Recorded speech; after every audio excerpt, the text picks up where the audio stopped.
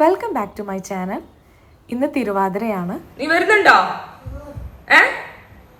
എങ്ങോട്ടാ പോകുന്നു? ഇങ്ങോട്ട് വാ.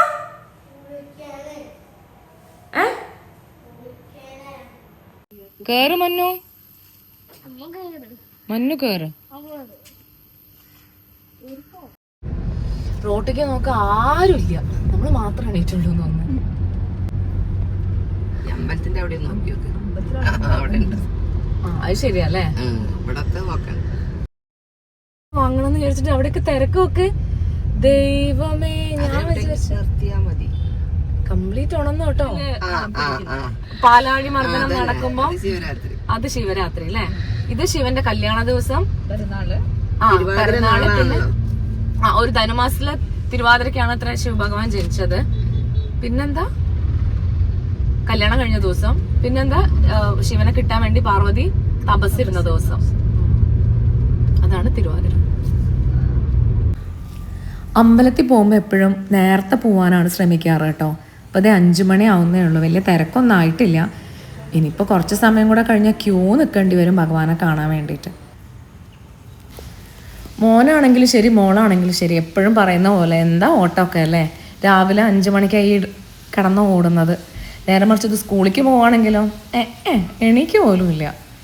പക്ഷെ ഞങ്ങൾ നല്ല സ്വസ്ഥമായിട്ട് ഭഗവാനൊക്കെ തൊഴുതു കേട്ടോ. നേരം വെളുത്തു കേട്ടോ. 11:30-ക്കാണെന്ന് തിരുവാതിര തുടങ്ങുന്നത്. അപ്പം അതിന് മുമ്പേ ചോറുണ്ണണമെന്നാ പറയാ നമ്മുടെ മക്കൾക്ക് വേണ്ടിയിട്ട്. ഇനി വീട്ടിൽ പോയിട്ട് വേഗം ചോറുണ്ടാക്കണം. കൂട്ടുകറിക്കാ മുറിക്കുന്നേ. അവിയലിനുള്ള കഷ്ണങ്ങളൊക്കെ റെഡി ആയിട്ടുണ്ട്. സാമ്പാറിനായിക്കൊണ്ടിരിക്കുന്നു. സാമ്പാറിന് അരച്ചു വെച്ചിട്ടുണ്ട്. അവിയലായി. അവിയൽ കുറച്ച് വെളിച്ചെണ്ണ ഒഴിക്കാം.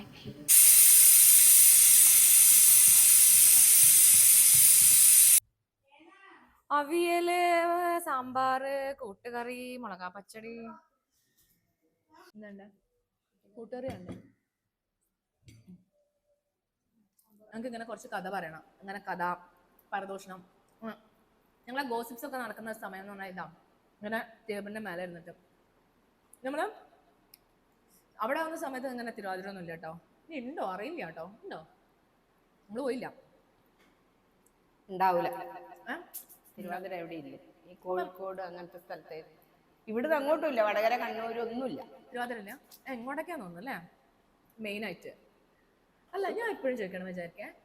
ഇന്റെ എന്നുവെച്ചാല് പിന്നെ ഇവളുടെ ദാദി ഹിന്ദി. അവര് ഹിന്ദി ആണല്ലോ. അവർക്കൊരു പ്രത്യേകത ഉണ്ട്. എന്താന്ന് വെച്ചാല് നമ്മുടെ ദാദി. ഓക്കെ, അപ്പം അവർക്കൊരു പ്രത്യേകത എന്താന്ന് വെച്ചാല് അവരൊരിക്കലും മലയാളം പറയില്ല.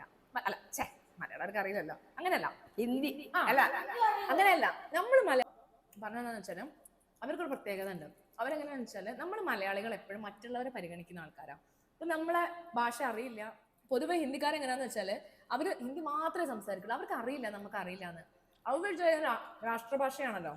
അപ്പം നമുക്കറിയുന്ന നമ്മൾ അങ്ങനെയല്ല. നമ്മൾ എപ്പോഴും മറ്റുള്ളവരെ പരിഗണിക്കും. ഒരു ഹിന്ദി ആള് വന്നാലും നമ്മളെ പാനി ചഹിയെ നമ്മൾ അങ്ങനെ കഷ്ടപ്പെട്ട് സംസാരിക്കാൻ ശ്രമിക്കും. കാരണം അവർക്ക് മനസ്സിലാവണം എന്നുള്ള രീതിയിൽ. പക്ഷെ നമ്മൾ ആ നാട്ടിൽ പോയിട്ടുണ്ടെങ്കിൽ ഏറ്റവും ഞാൻ കണ്ടൊരു പ്രത്യേകത, കൊന്നാലും ഒരു വേറൊരു ഭാഷ പറയുന്നത് നമുക്ക് മനസ്സിലാവോ ഇല്ലെന്ന് പോലും പരിഗണിക്കില്ല. അമ്മ എങ്ങനെയായിരുന്നു സംസാരിച്ചേ? എന്തൊക്കെ സംസാരിച്ചാ മനസ്സിലാവണ്ടേ? കേട്ടു. അല്ല, കേട്ടു നിൽക്കുമൊക്കെ. അമ്മക്ക് അവര് പറയണത് മനസ്സിലാവോ? ഇല്ല. എന്തിനാ കേട്ടുന്നേ? വെറുതെ ഞാൻ അങ്ങോട്ട് സംസാരിക്കുന്നില്ലല്ലോ. അപ്പൊ അതിന് മനസ്സിലായി. കോമഡിയാ. ഞാൻ വന്നപ്പോ ചിലപ്പം എന്റെ മദറിലോ ഭയങ്കര സംസാരിക്കും അമ്മേനോട്. അമ്മ എന്നൊക്കെ പറയുന്നുണ്ടാവും. അപ്പൊ ഒന്ന് പിന്നെ കുറെ കാലം മനസ്സിലായി. കുറച്ച് മനസ്സിലാവുമല്ലോ. ഫസ്റ്റ് ഒന്നും അറിയില്ലല്ലോ. കൂവ വരകൂലേ? കൂവ വരകുന്നുണ്ട്. അതിന് ഞാൻ ഇതാ പഴം ചെറിയ ചെറിയ കഷ്ണമായിട്ട് എടുത്തിട്ട് നെയ്യിലൊന്ന് മൂപ്പിച്ച് വെച്ചു. പിന്നെ ഇതാ തേങ്ങ അങ്ങനെ ഒന്ന് നെയ്യിൽ മൂപ്പിച്ച് വെക്കുകയാണ്. പിന്നെ ഇതാ കൂവപ്പൊടി എന്താ ചെയ്യുന്നത്? വെള്ളത്തിൽ കലക്കിയിട്ടേ ഉള്ളൂ. ഇനി അത് അടുപ്പത്ത് വെക്കണം. വെള്ളത്തിൽ കലക്കിയിട്ട് ഇത് അടുപ്പത്ത് വെക്കണം. അപ്പോഴേക്കും തേങ്ങ ഇതാ കൂവ അങ്ങനെ ഇത് കട്ടയാവുണ്ടല്ലോ. കട്ടയായിക്കോട്ടെ. അങ്ങനെ ആവാം. കൂവ വരകാൻ എനിക്കറിയില്ല കേട്ടോ. അമ്മ വരക്കിയിട്ട് ശർക്കര പാവ് ഒഴിച്ചു അല്ലേ.